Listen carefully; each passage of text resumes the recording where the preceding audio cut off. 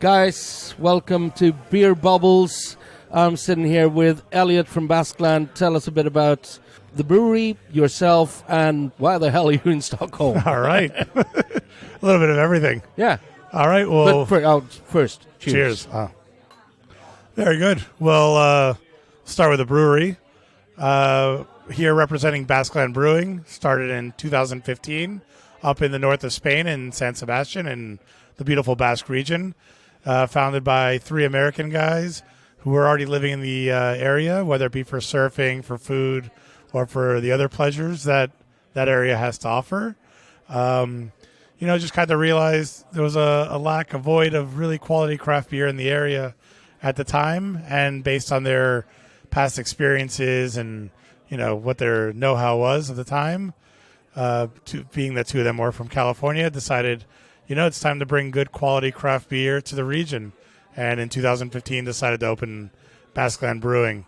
So now we're 7 years into the project, continuing to grow with a lot of projects on the way for us to not only reach capacity at our current place, but then open a new venue, a new production facility, and just to continue making amazing craft beer for not only Spain, but the rest of Europe to enjoy. I think it's cool because San Sebastian has been known for, it's been the Michelin star town or city of the world, basically, when it comes to per capita.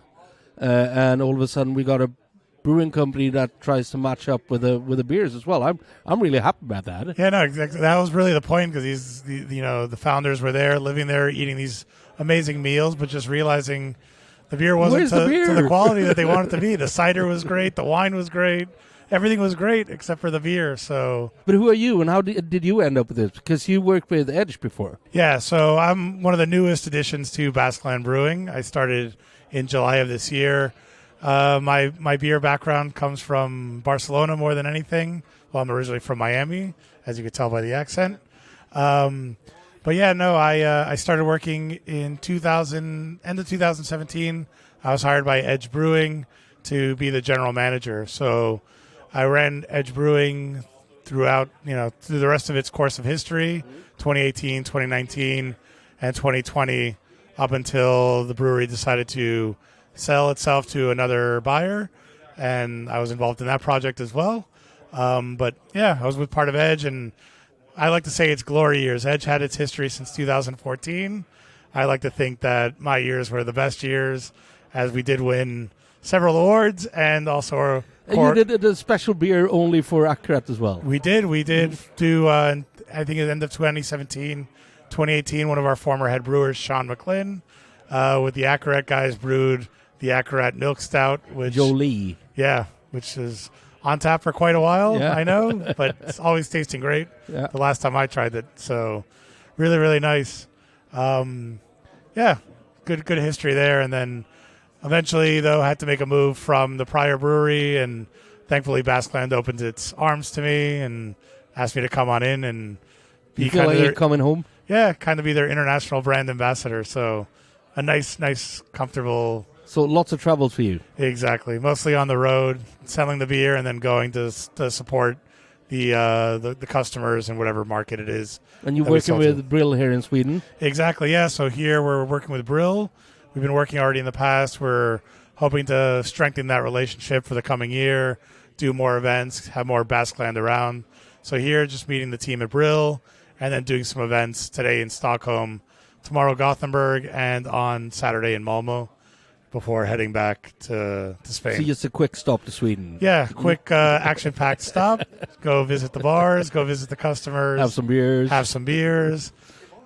Enjoy the sights, and catch up with some old friends too, which I haven't seen since pre-pandemic days. So, but you've been to Sweden before? Yes, I've come a couple of times for Brewskival in the past with Edge, and also then to do some one-off events with Edge Brewing at the time.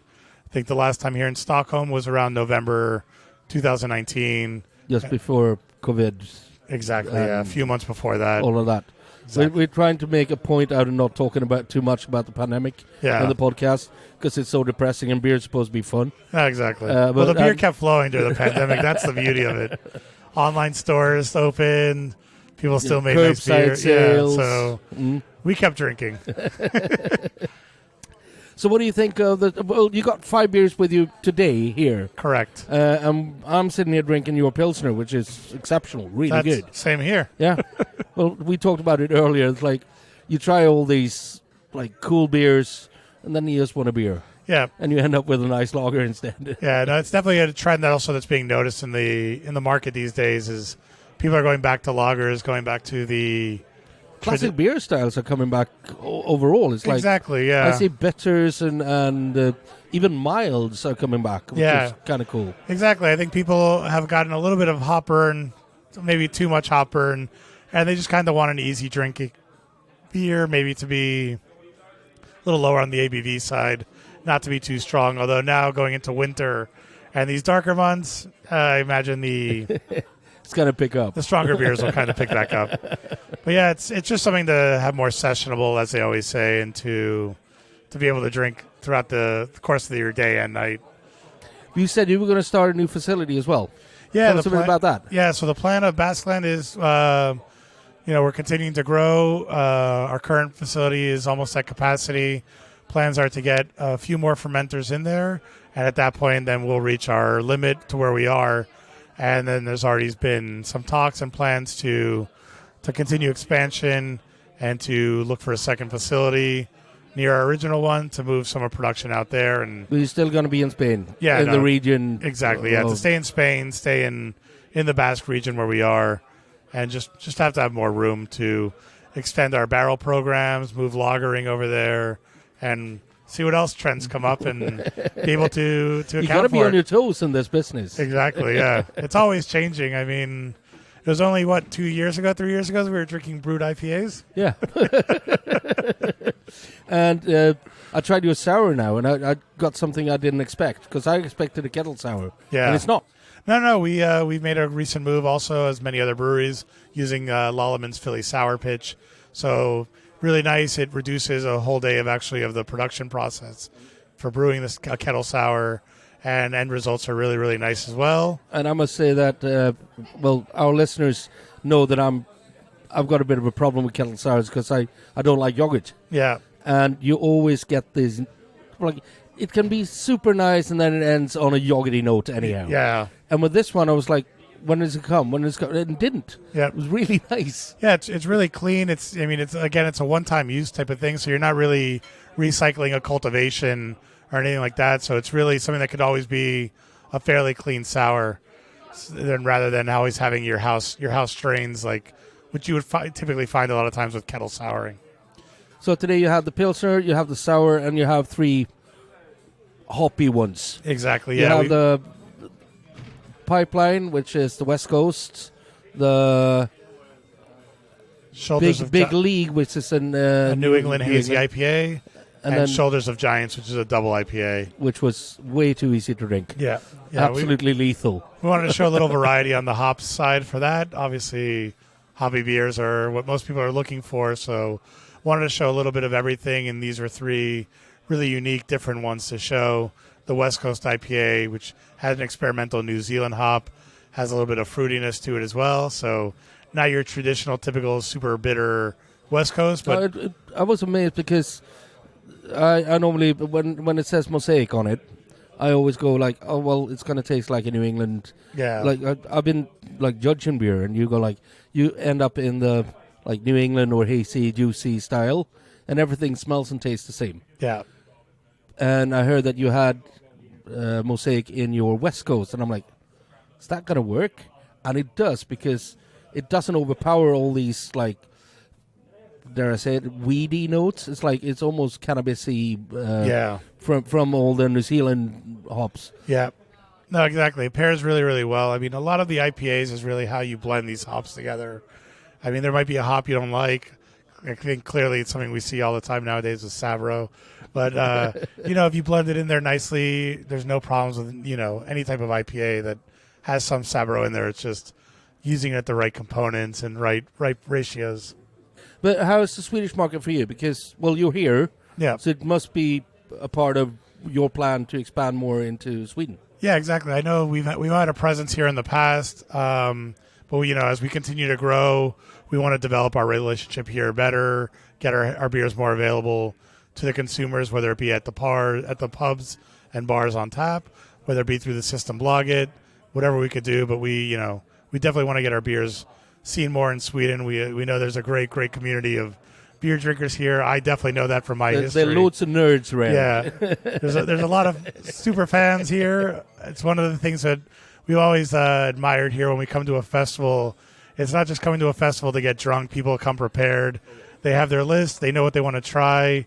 The critiques are really spot on. If you say that this beer is going to have this flavor, this ingredient, if it's not noticed in there, they will call you on it. You'll hear it, yeah. So it's something really, really, really cool to always experience and see here. And I've noticed since I've been working for the last 25 years with beer in Sweden that the level of knowledge when it comes to the customer has gone absolutely through the roof the last 10, 15 years. And they really know what they want. Yeah. But they're not afraid to try new stuff. Yeah, exactly. I mean, that's part of it. Everyone wants to try a new beer, see what's out there, see what the flavors are. I mean, they probably have their favorite styles or flavors or hops. But, I mean, it's something in this industry and this hobby really is to try new beers. And that's why we see this explosion of new releases always and untapped check-ins and things like that. People just want to try and experiment.